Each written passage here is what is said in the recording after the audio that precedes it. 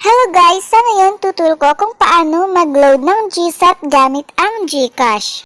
Guys, sa mga gustong magpa-shoutout, panoorin hanggang sa huli kasi ilalagay ko sa last part nitong video ang itatype nyo sa comment section para ma-notify ko. So, simulan na natin guys. Punta tayo sa GCash app.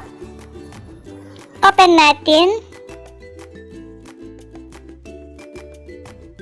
Enter natin ang ating mobile PIN or password. Just click Remind Me Later. Check natin ang available balance. Meron tayong balance so pwede tayong makapag-load. Click natin itong Buy Load. Makikita natin dyan na automatic andyan yung mobile number natin pero pag wala, i-type lang natin dyan. Kailangan na ang mobile number natin ang nandyan kasi dyan nila isesend ang PIN number. Click Next. Then, scroll natin pa side, hanapin natin ang Pay TV.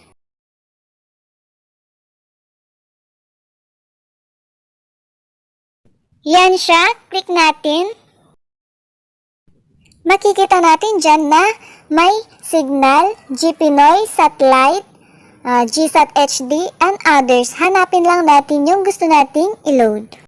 So, kung GPinoy 99 na good for 1 month, check natin, then click Next.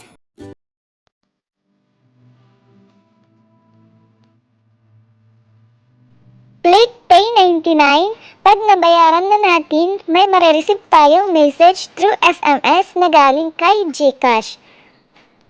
Back natin para tignan natin ang text ni GCash. Yan siya guys, dalawang new message na you have paid 99 of GCash to purchase GPinoy 99. Makikita dyan na nabawasan ang ating pera.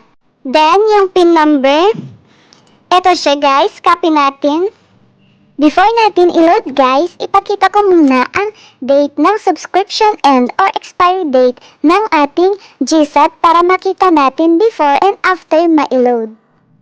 Ito guys, yung subscription end niya. August 30, 2021 siya mag-expire. So, i-load natin para tignan natin mamaya. Punta tayo sa Google or any web browser.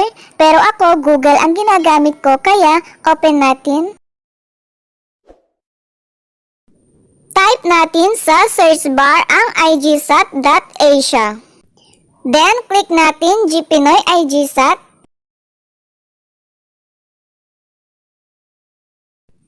Kung GPinoy guys, ang box natin sa GPinoy web loading ang i-click natin. Pero pag HD ang GSAT natin, sa GSAT web loading ang pindutin. GPinoy ang box natin, so click GPinoy web loading.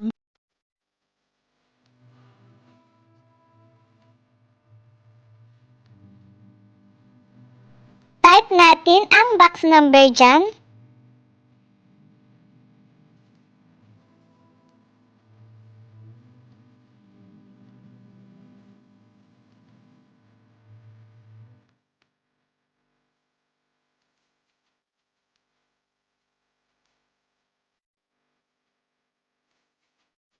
Paste natin ang kinapi natin kanina na sinend ni GCash na PIN number. Remove the excess, yung PIN number lang ang dapat na iwan.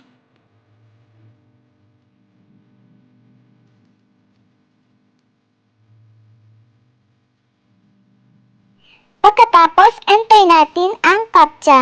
Gayahin lang natin yan, kailangan tama, then click Submit.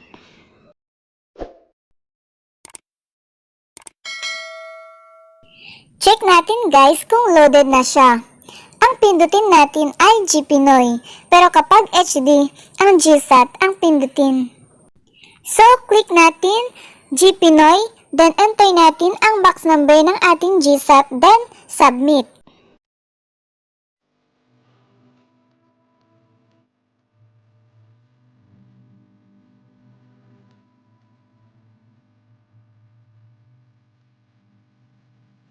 So yan guys, loaded siya kasi September 30, 2021 siya mag-expire. Nadagdagan ng 1 month.